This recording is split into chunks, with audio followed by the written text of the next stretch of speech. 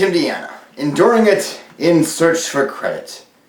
You might remember me from my show Timdiana the Reviews, where I review blockbuster after blockbuster to find out just whether or not the movie was as good or as bad as people said. At least that was until Blip took my show down and now I'm stuck on YouTube. Not to say it's a bad thing. But this move has been just the tip of the iceberg for me. It's been a long and rough couple of months. I've been trying to figure things out and just can't seem to grasp the movie world. I mean, there were movies that I liked this summer that everybody else hated and I didn't take it well.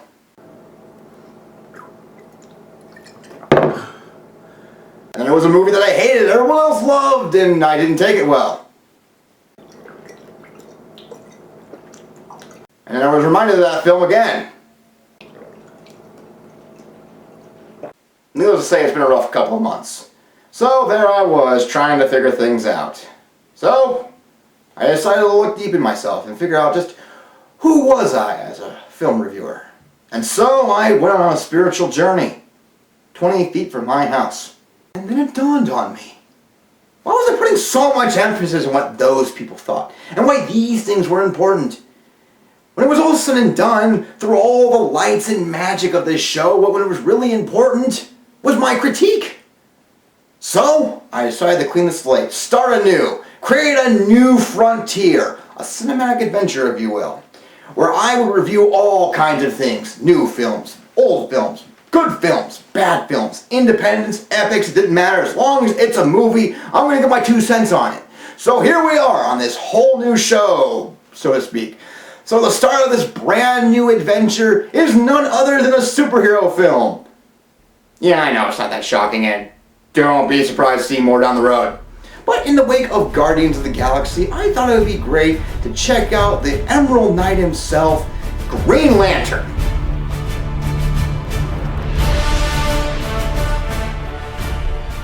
Let's face it, when it comes to DC Comics and movies, we've seen Batman and Superman. That's about it. So you can only imagine when WB announced that they were making a Green Lantern film, fans like myself were thrilled. At last, the studio was branching off to new characters from DC, which could only lead to the impending Justice League film. The possibilities for this DC hero was all but endless. So what happened with the Emerald Knight's film debut? Let's find out on the first cinematic adventure with Green Lantern.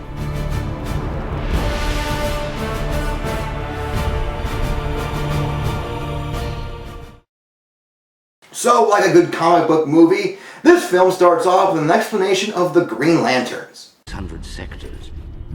A ring powered by the energy of will was sent to every sector to select a recruit. In order to be chosen by the ring, it was said one must be without fear. Together, these 3,600 recruits formed the intergalactic peacekeepers known as the Green Lantern Corps. Albeit a brief explanation, but an explanation nonetheless. Anywho, we have further exposition as Parallax, a being of complete fear, was imprisoned by the Green Lantern Abin Sur. You know, one of those comic book characters whose sole motivation is to die. So we can only imagine where his direction's going to go. Unfortunately, Parallax's imprisonment was not forever.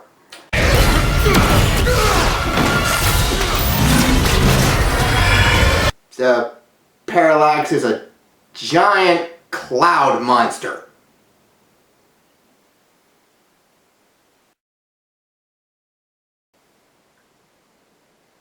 Well, at least this cloud monster is voiced by Clancy Brown. This leads to our hero, Hal Jordan, played by Ryan Reynolds. Hal's your typical arrogant, cocky pilot. You know, the average character for Reynolds. But to his credit, he does do a good job. Jordan is late for an assignment, which means he's going to get a mouthful from Carol Ferris, played by Blake Lively. At least he shows up. Hal, this test today, it's important. Given your line delivery, it can't be that important. Hal and Carol test the latest drones by taking them on in a dogfight. Hal is able to maneuver them, but suffers from a case of flashbacks.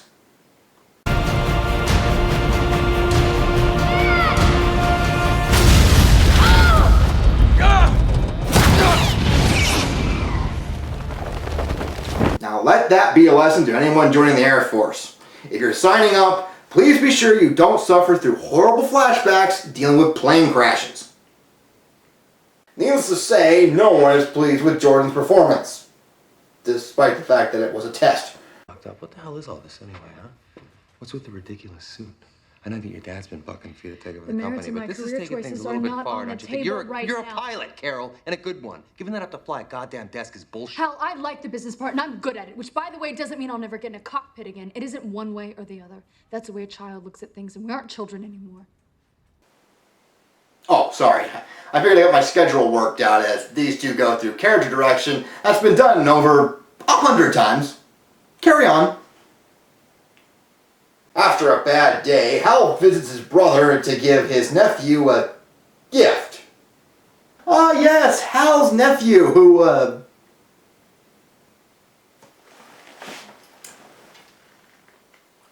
doesn't exist. Well, I suppose that this nephew is an original character for the film, which will help in Hal's growth and become the hero that he's meant to be. Then why is he here? Oh, okay, that makes sense. Go, go, go, go, go, go, go, go, go! I'm glad you're okay. Me too, Ace. You know, if only we had some kind of plot device to help move this story forward.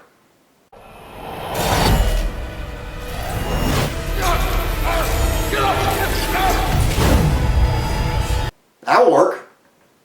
Hal meets the dying Abin Sur, who bestows him the ring. It chose you. Take it. Leave the earth. Great honor. Responsibility. There's also something about great power and how it goes with great responsibility, but I'm sure you can figure that one out yourself. Hey, come on, man. No, don't do that. Well, his role as an expendable character has been fulfilled. So now that Hal has the ring, he transforms into the Green Lantern and goes off into space. Right? Actually, he contacts his friend and they drive off with the lantern. And then he goes into space. I mean, he transforms right now in the car and flies away. I won't complain. No, instead we take this time to introduce Hector Hammond, played by Peter Sarsgaard, and the man who will transform into our film's villain. Because of all the Green Lantern villains to start a franchise with, Hector Hammond was clearly the first choice. Hector is called by the government to study the body of Abin Sur, along with Amanda Waller.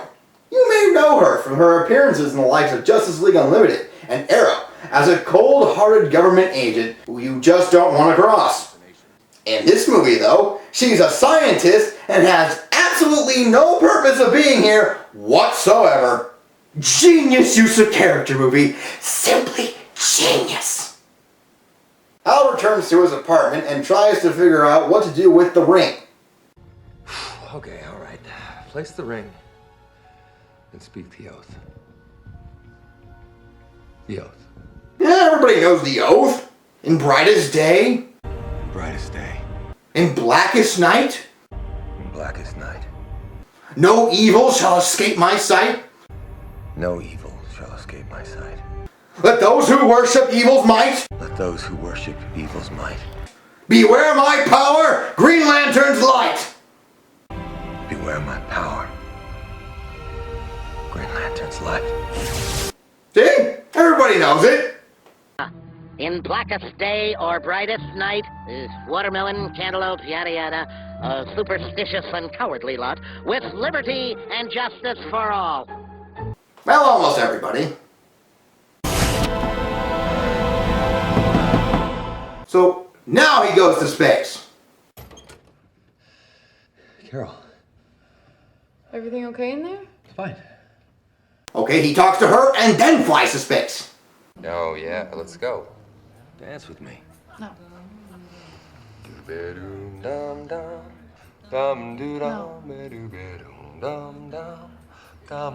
Fly into space already? Is it really that hard of a concept?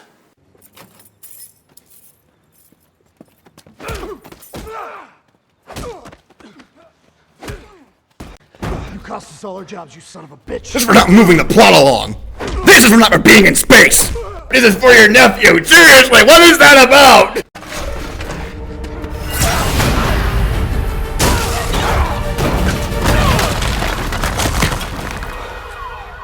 Finally, something happens with that ring. I mean, those guys are likely dead, but still. With the ring activated, green energy begins to surround Hal, and he finally goes to outer space. Houston, we have another glowing green guy flying into space. Over. Thanks to the convenience of teleportation, Hal flies to Oa. After blacking out and being stripped, Hal gains the iconic look of the Green Lantern.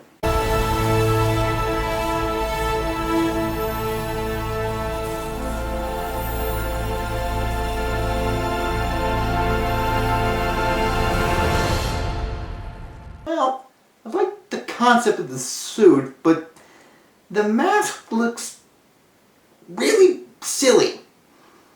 While posing, Hal is greeted by Tomar-Re, voiced by Jeffrey Rush. I would say played, but Rush joined the cast 2 months before the film's release. Anyways, Tomar explains the reason of the Green Lantern Corps, all while flying.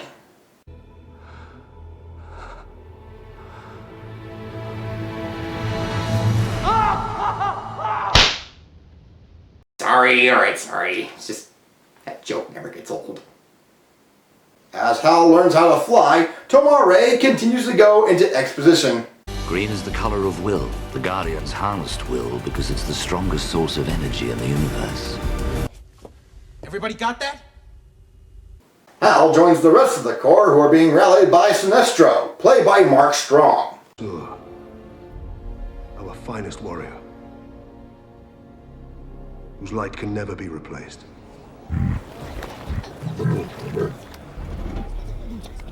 Oh, they're just mad because of Just Friends. Now it's time to learn how to use the Green Lantern's weapon of choice, the Constructs. What better way to learn this power than through the drill sergeant tactics of Kilowog, voiced by the late and great Michael Clark Duncan.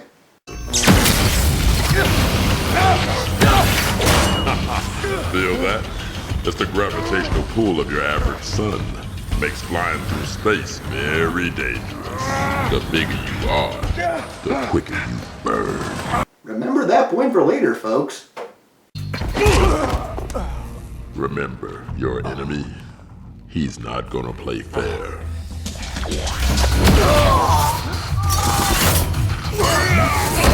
Ow! Dick, move! Well, it seems that Hal is ready for the big leagues as Sinestro decides to train Hal. And by train, I mean whip the floor with him. Fear is the enemy of will.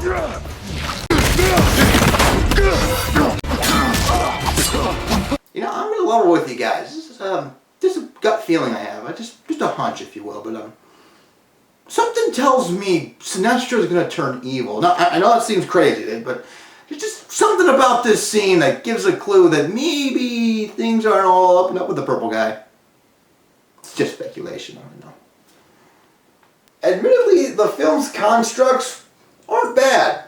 The effects are creative enough, and they live up to expectation.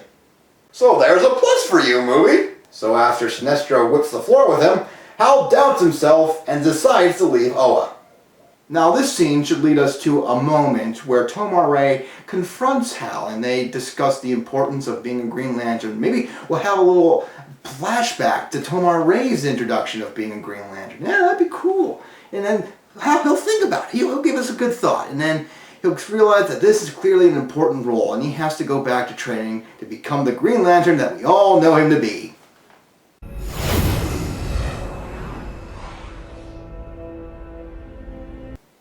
No, movie, when I said that, I actually meant for you to show me a scene of that, not Hal flying back to Earth like a pansy.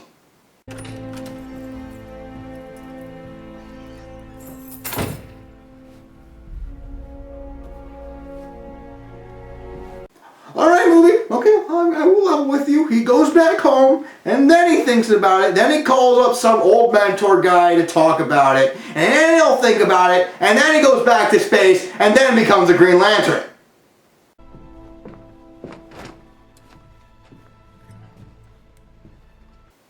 We're gonna be on Earth the rest of the film, aren't we?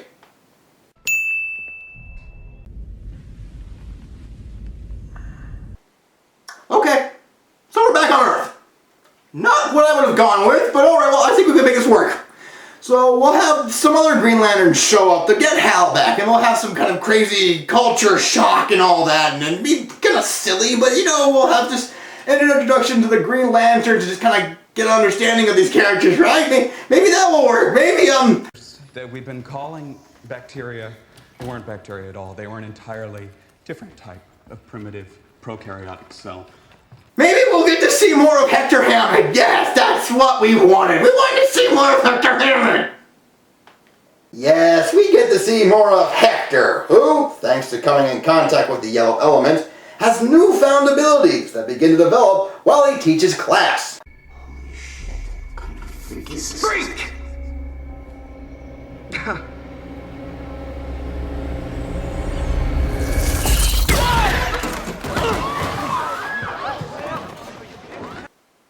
Okay, let me explain my disposition with this character. 1. If I were to say Hector Hammond, you'd probably say... Who? 2. Can this character be any more cliched? I mean the whole, oh, I'm a loser, I'm gonna go take it out on the people who have wronged me thing. Oh, that's new and original. There has never been a time in television or in movies where I have found this trope to be acceptable. Okay, he's the exception. Oh, and let's not forget about Hector's disapproving father, who just so happens to be a senator and just so happens to be played by Tim Robbins. Let's see, practically invisible, problems with his dad, any other cliches you want to throw at this movie? Anything else? I'll wait. Anything else? Okay, alright. But I won't be shocked if you throw something else later. So with all the fun happening on Earth, we do get to see Sinestro lead a group of Green Lanterns to fight Parallax. And you can only imagine where this goes.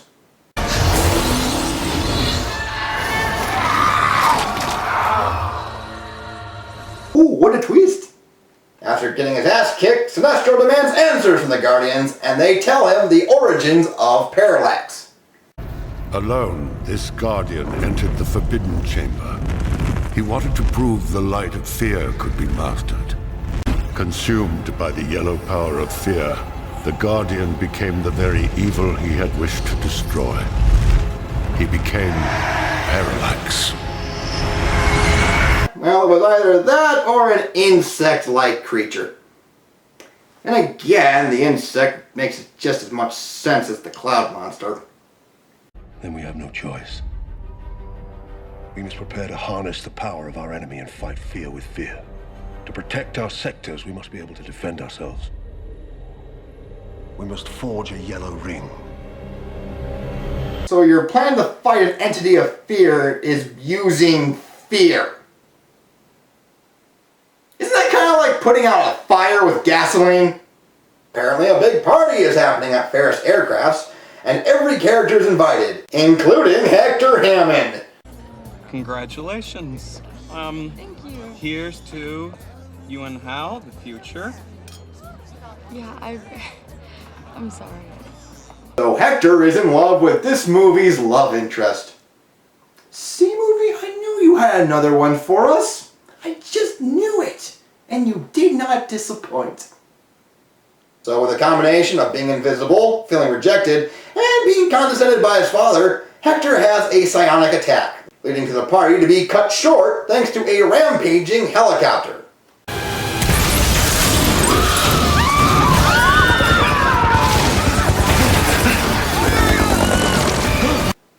Only Hal had his ring with him, but seeing as he doesn't want to be a Green Lantern, he probably got rid of it. But then again, maybe the situation will help him learn the role of being a hero, and he'll go back to Oa and finally finish his training.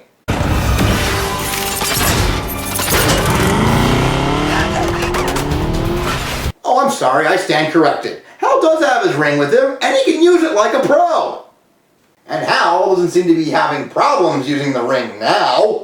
suppose his powers are at their strongest and the most convenient of superhero scenarios.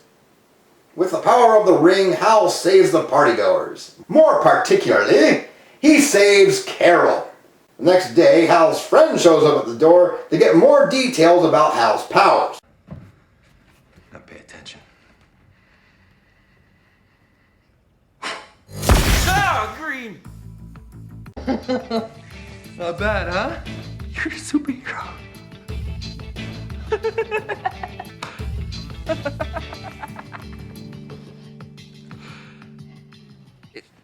Don't they always get the girl?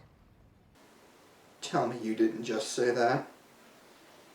I mean, if you had any respect for your material, you know that a line like that is not only terrible, but it takes your entire concept out of context. So, movie, please, just tell me you didn't just say that. Tell me I heard something else. Just please tell me that did not. Don't they always get the girl? Well, congratulations are in order, movie. You just took your entire genre and turned it into a joke. As you can imagine, this line leads to Hal meeting up with Carol as the Green Lantern. Oh, just let me guess, movie. This is the scene where Carol falls in love with Green Lantern. Not Hal Jordan, but Green Lantern. Hal? Oh my god. Oh my. How did you know it was me? What do you mean? I've known you my whole life. I've seen you naked. You don't think I would recognize you because I can't see your cheekbones? Ah, I guess Carol's smarter than your average love interest. Oh, well, thank you, movie. Yeah, appreciate it. Hal explains the role of the Green Lantern to Carol, though she is more alarmed that he left Oa. You're not alone, Carol.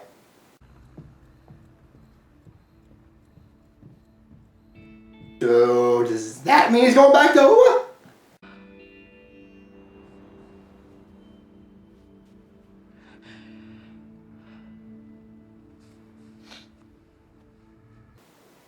Does her tears mean he's going back to Oa?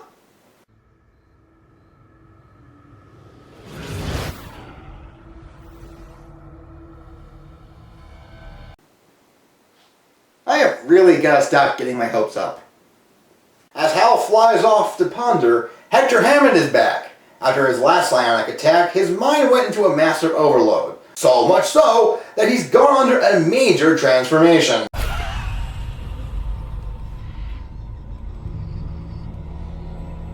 Psychic with a massive brain? Well, that's just original. Wouldn't you agree, leader?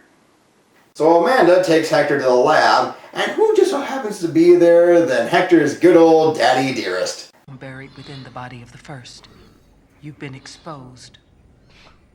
I've never felt better in my life. You know, is it just me, or does Hector remind you of John Malkovich? Wouldn't it be cool to see John in a comic book movie? Forget I mentioned that. In fact, let's never bring this up again. So, when I said they were going to diagnose Hector, what I really meant was they're going to dissect him. Well, the guy with the big brain does not take too kindly to that, and retaliates in a way you should expect.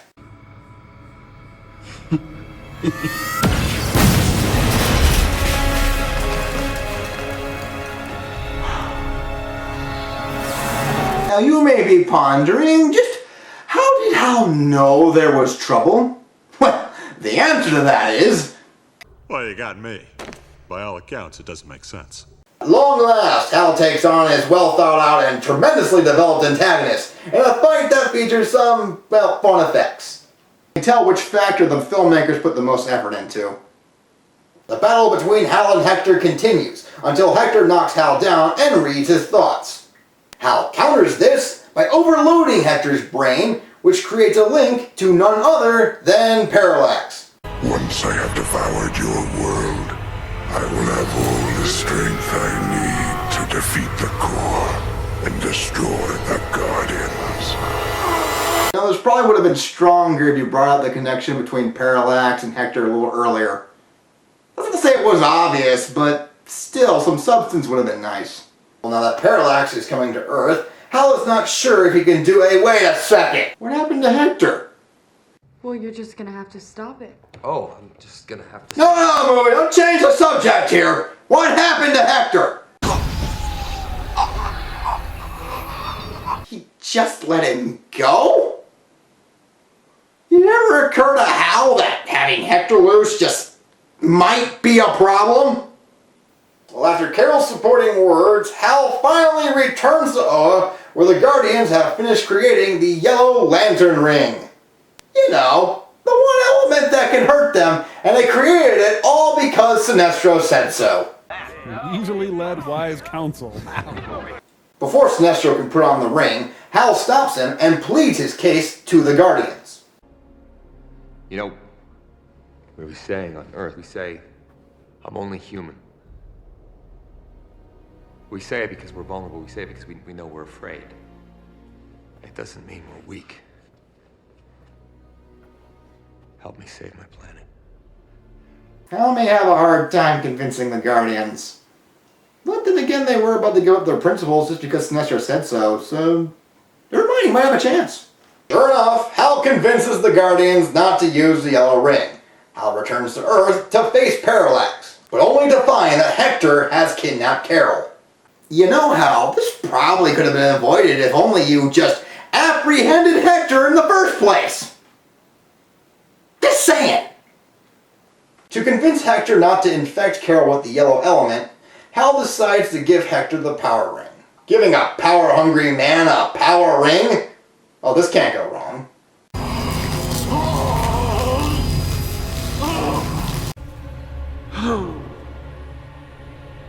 Oh. I lied.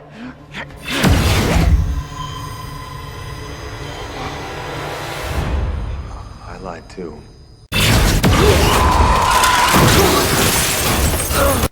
Movie actually got that right. Parallax arrives to devour Hal, but not before having Hector as an appetizer.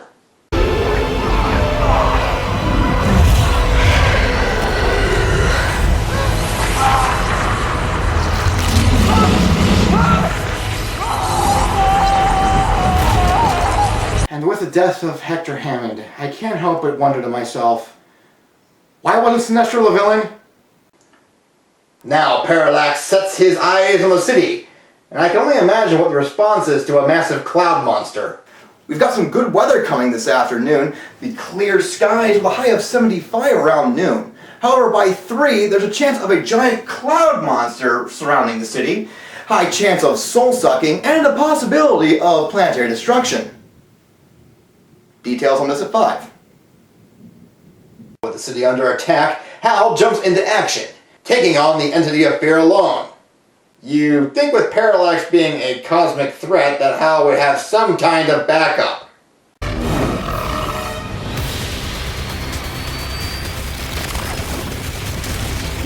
You know, for an unstoppable being, Parallax doesn't seem, unstoppable. Hal prevents Parallax from destroying Earth by taking the fight to space. Houston, wait. Thanks to Kilowog's words from earlier, Hal gets an idea on how to stop Parallax. But of course it can't be that simple.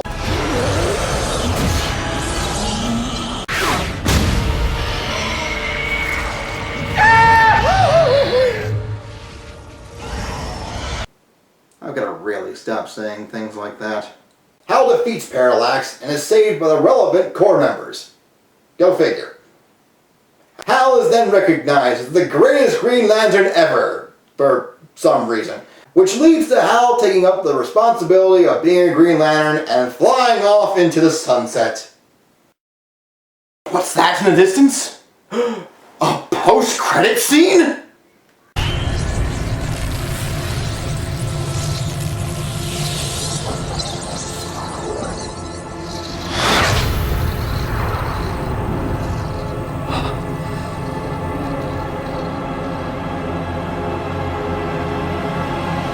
Oh sure, we're at the end of the movie, and now you do something with Sinestro. Do you know what the problem with this movie is? The problem with Green Lantern is that it's not a bad movie. To be fair, this movie is okay at best, but the movie is not terrible. The film has some alright ideas, and Ryan Reynolds did make for a good Hal Jordan. Even the constructs were cool to see, as they made for some interesting effects and made for some interesting action sequences. The thing that bothers me about Green Lantern may not be what bothers others. What bugs me about this movie is just how cliched it is, where it could have easily been a different kind of superhero movie. While the Green Lantern is a known hero for Earth, his work focuses in outer space because the Green Lantern Corps are basically intergalactic space cops. See, that alone would have made for an interesting concept for a film. But instead, I got the same story that I've seen 100 times in every other superhero movie. Now, I'm okay if a movie is not what I'm expecting it to be, as long as it's something worthwhile. Unfortunately for this film, that is not the case. In the end, Green Lantern may not be the worst superhero movie I've seen, but it's still one I wouldn't hold with the highest respects, illuminating 2.5 hat constructs out of 5. And so the moral of today's show is, if you want to see a sci-fi superhero film, go see Guardians of the Galaxy. It's probably the best thing going to happen at the moment. Well, I'm Timdiana, and I just endured another cinematic adventure. Well, technically the first. You know what I mean. Just to bring down the curtain.